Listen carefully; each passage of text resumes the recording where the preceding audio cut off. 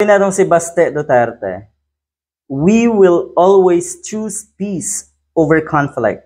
If it's para para sa lahat, para daw sa bayan, or para sa ating bansa. Pipiliin daw nila yung peace over conflict. Hindi na yan sinasabi dapat. Dapat po ay nakikita yan at ginagawa. Pero kabaliktaran kasi yung nakikita, yung mga paglulunsad nyo po ng kuno ay peace rally, yung maisog rally, talaga pong hindi nyo nalalaman, hindi nyo nakikita kung anong mga panawagan nyo. Ang ibig sabihin, you are creating conflict. You are trying to divide our nation. Tapos sasabihin mo na mas maganda kung naandyan pa yung unity team. In the first place, yung unity team na yan ay nabuo lamang dahil sa political na ambisyon ninyo. At walang problema, no? Walang problema na yung mga politiko ay sumama sa mga sa isang political party, halimbawa, bumuo ng mga political party, kung ang totoong layunin ay para talaga sa kaunlaran, para sa kapakanan ng ating bansa. Pero yun kasi ang nangyayari, nagiging united lang sila, nagpapakita lang ng unity etong mga hunghang na ito in time of election. Pero pag tapos na, nasa pwesto na, laglagan time. Yan po ang nangyari sa unity team. And in the first place, again, wala naman talagang unity team. Nagkunwari lang kayo na kayo ay may unity.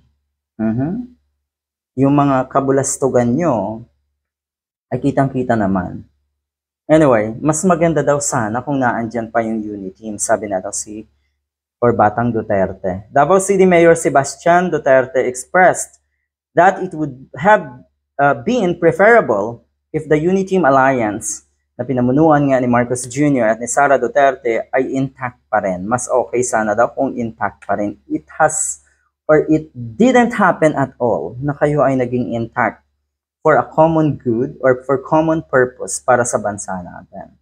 Ang purpose or ang intensyon nyo lang ay para makapwesto, kaya kayo ay kuno ay nagsama-sama. This statement follows Duterte's previous remarks during the hakbang ng Maisog Leaders Forum in Davao City. Yun lang. Mr. President, ito yung kanyang pahayag. Kung wala kay gugma o aspiration sa imong nasud, resign. Di ba yan ang madalas na panawagan ng kampo na si Duterte sa mga rally nila, sa mga inilulunsad na rally kung saan-saan. Mag-resign si Duterte. At sabi nga ng mga kongresista, sabi rin po ng ilang kaalyado ng nasa Malacanang, hindi yan ang paraan.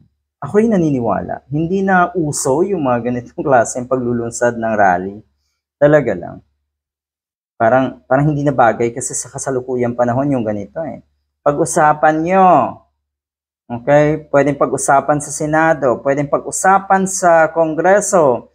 Yung mga hinaing nyo, total naman ay isang kongresista rin. Etong si Baste Duterte. At syempre, may mga kaalyado pa rin. Etong si Digong, dyan sa Kamara. Hindi ba dapat yan ang pinaka-lugar kung saan nararapat lamang na pag-usapan yung ganito? Hindi yung mga rally-rally. My God, galit kayo dati sa mga aktivistang estudyante na may mga hinaing sa mga leaders. Tapos ngayon, kayo yung atat na maglungsad ng mga rally. At yung mga attendee nyo, ang pinakamasaklap dyan, ay mga nagagamit lamang. Nagpapagamit naman itong mga kababayan natin. Napakasaklap din. Pero wag ka, lahat ng yan, sigurado tayo ay mga hakot at bayaran. Yung uma-attend sa mga rally nitong mga Duterte. Yan ba? Diba? Alam nyo yan sa sarili nyo na hindi naman talaga organic yung uma-attend dyan. So, siguro lalo kayong naging desperado.